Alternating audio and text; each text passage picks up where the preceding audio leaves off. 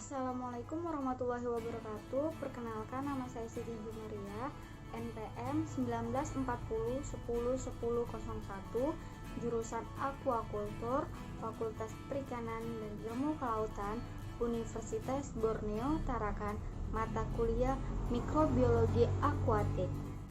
Baiklah teman-teman, di sini saya akan menjelaskan sedikit mengenai bakteriologi.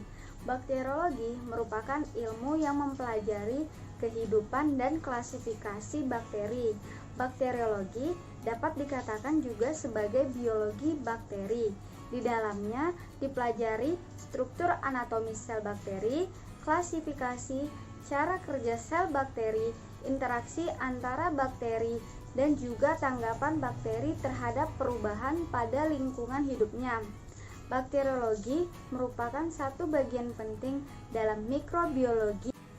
Bakteri memiliki nilai ekonomi penting dalam kehidupan manusia, dan demikian pada bakteriologi. Pengetahuan dalam cabang ilmu ini bermanfaat dalam pengobatan, ilmu pangan dan gizi, pertanian, dan industri, terutama industri fermentasi. Selanjutnya, adapun beberapa jenis-jenis bakteri yang menguntungkan adalah sebagai berikut. Itu membuat proses pembusukan, seperti penguraian sisa-sisa makhluk hidup. Contohnya, bakteri Escherichia coli. Kedua, membantu proses pembuatan makanan dan minuman dari hasil fermentasi. Contohnya, Lactobacillus bulgaricus pada pembuatan yogurt, Lactobacillus casei pada pembuatan keju yogurt, Acetobacter pada pembuatan asam cuka, dan Acetobacter xylinum pada pembuatan nata de coco. Ketiga, berperan sebagai pengikat nitrogen.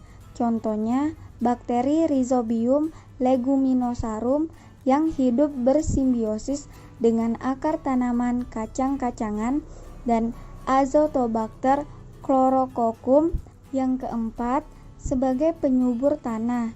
Contohnya, Nitrosococcus dan Nitrosomonas yang berperan dalam proses nitrifikasi dan menghasilkan ion nitrat yang dibutuhkan tanaman. Yang kelima, membantu menghasilkan zat kimia, misalnya aseton dan butanol oleh Clostridium acetobutylicum. Yang keenam, membantu proses pembusukan sampah dan kotoran hewan, sehingga menghasilkan energi alternatif metana berupa biogas, contohnya Methanobacterium. Kemudian, digunakan dalam penelitian rekayasa genetika dalam berbagai bidang. Sebagai contoh, dalam bidang kedokteran terdapat obat-obatan dan produk kimia bermanfaat yang sintesis oleh bakteri, misalnya enzim, vitamin, dan hormon. Kemudian, ada juga beberapa jenis bakteri yang jahat dan merugikan yang akan membawa dampak buruk. Contohnya sebagai berikut: pembusukan makanan, contohnya Clostridium botulinum. 2. Menjadi penyebab penyakit pada manusia, contohnya Vibrio cholerae, penyebab kolera atau muntaber. Mycobacterium tuberculosis, penyebab penyakit TBC.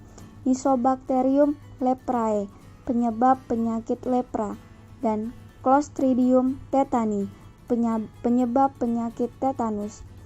Yang ketiga, penyebab penyakit pada hewan, contohnya Bacillus anthracis, penyebab penyakit antraks pada sapi. Yang keempat, menjadi penyebab penyakit pada tanaman budidaya, contohnya Pseudomonas solanacearum, penyebab penyakit pada tanaman tomat, lombok, terung, dan tembakau, serta Agrobacterium tumefaciens, penyebab tumor pada tumbuhan. Yang terakhir yang akan saya bahas, adapun beberapa peran bakteri dalam dunia perikanan, khususnya aquaculture, yaitu menekan populasi mikroba jahat yang berada dalam saluran pencernaan dengan cara berkompetisi untuk menempati ruang atau tempat menempel dan kesempatan mendapatkan nutrisi.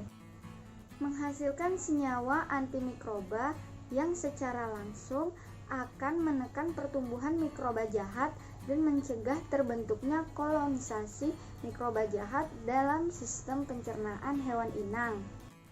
Menghasilkan senyawa yang bersifat imunostimulan, yaitu meningkatkan sistem imun ikan atau hewan inang dalam menghadapi serangan penyakit dengan cara meningkatkan kadar antibodi dan aktivitas makrofag, misalnya lipopolisakarida, glikan, dan peptidoglikan.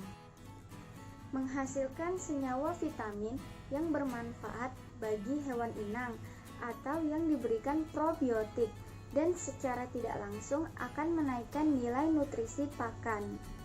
Sekian dari video saya mengenai bakteriologi atau bakteri. Kurang dan lebihnya saya mohon maaf. Akhir kata, wassalamualaikum warahmatullahi wabarakatuh.